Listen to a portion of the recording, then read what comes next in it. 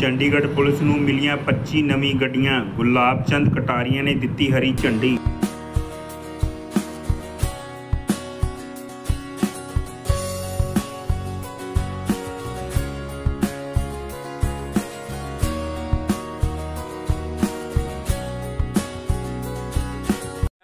आज हमने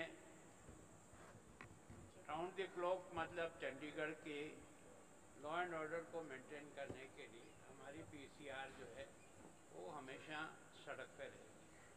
वैसे कुल 31 है अभी हमारे पास 25 तैयार होकर आई है, जो आज हमने झंडा दिखा करके और ये जनता को सुपुर्द की है, ताकि हमारे यहाँ लॉ एंड ऑर्डर को मेंटेन करने में पुलिस सक्षम भी रहे और प्रत्येक स्थान जो है वो हमारी देख रेख में हर समय पुलिस की उपस्थिति में सुरक्षित रहे।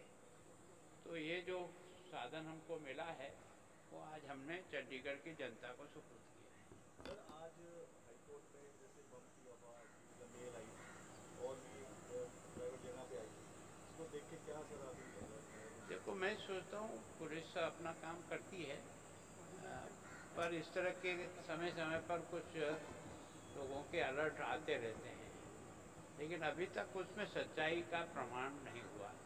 लेकिन कुछ लोग इसे डालते हैं तो हम वहाँ तक पहुँचते हैं कि किस व्यक्ति ने डाला, जिसके कारण से पुलिस को इतना काम करना पड़ा और उसके बाद में उसकी जो सच्चाई है वो नहीं निकली है।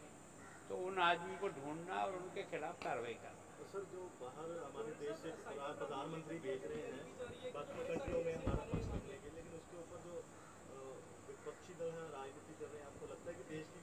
देखो, मैं सोचता हूँ पहली बार देश के प्रधानमंत्री ने एक अच्छी बात की कि सभी राजनीतिक पार्टियों के प्रतिनिधि को दुनिया के प्रमुख देशों में भेज करके वास्तव में ये जो एप्रिशिएट हुआ है, पहलगांव का 26 निर्दोष लोगों को मारा गया, उसके खिलाफ जिस प्रकार का आतंकवादी अड्डे समाप्त करने के लिए ने जो प्रयास किया, एक ही साथ 9 ही अड्डों को समाप्त किया और हमारे जो भी गए थे वो सब लोग सुरक्षित लौट करके वापस आ गए।